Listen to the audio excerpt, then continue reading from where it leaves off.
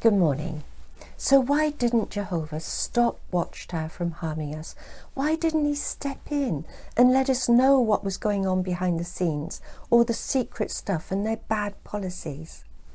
Now this is really important. God will not stop wicked people from doing wicked things.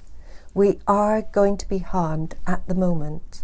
Goes right back to the beginning, of course, to Adam and Eve, who chose independence from God. And we needed to learn that independence from God is not a good thing.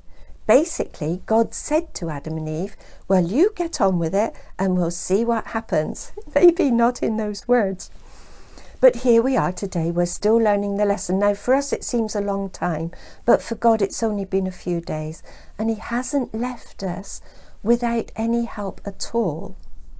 First of all, we know that human governments don't work. We've experienced that. They can't cope with the crime, the gangland troubles. They can't even cope with illness, although they do try. However, it's better than nothing. As it says in 1 Peter chapter 2, it talks about respecting the emperor and governors as commissioned by him to punish criminals and praise good citizenship. It's not perfect, but it does prevent some harm and it prevents anarchy. So as I said, it's better than nothing. However, human governments do not work.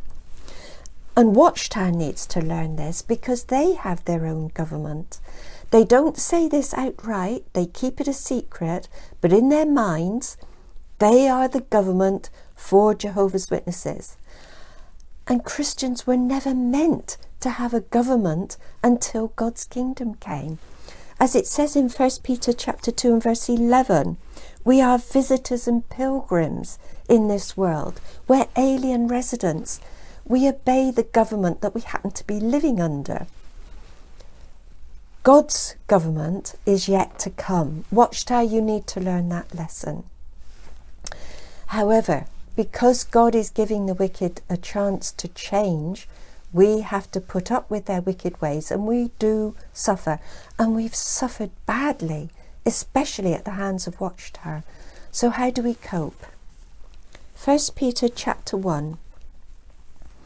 It talks about here in verse 5, through your faith, God's power will guard you until the salvation which has been prepared is revealed at the end of time.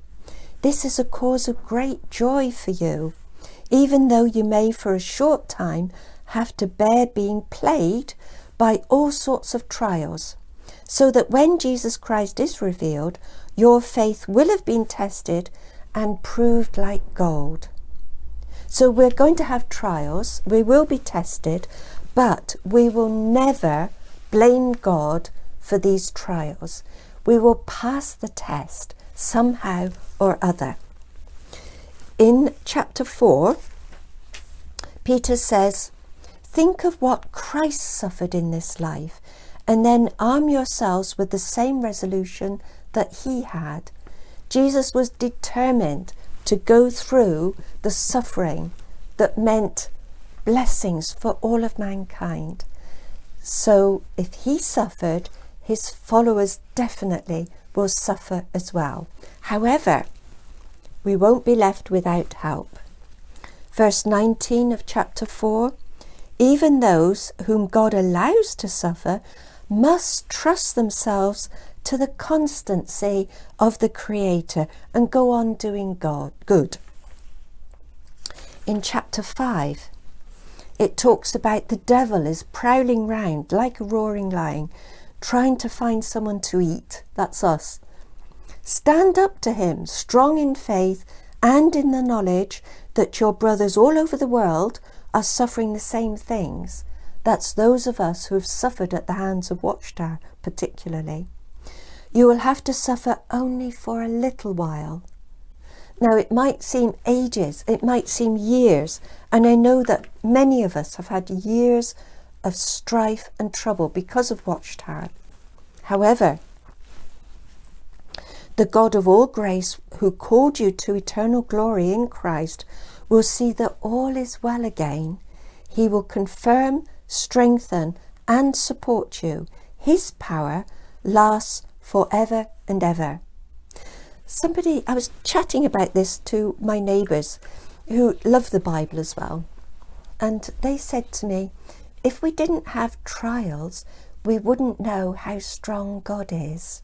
It's a lovely thought, isn't it? God will strengthen us, he will see us through it, and give us the confidence that whatever we go through between now and the kingdom coming, he will save us through it. Now, the whole of that letter, 1 Peter, is very encouraging for those of us who have suffered. So I would encourage you to read it. It won't take you very long to get through it, but we will see the love that God has for us and how much he appreciates us going through these trials and not giving up. Thank you so much, and God bless.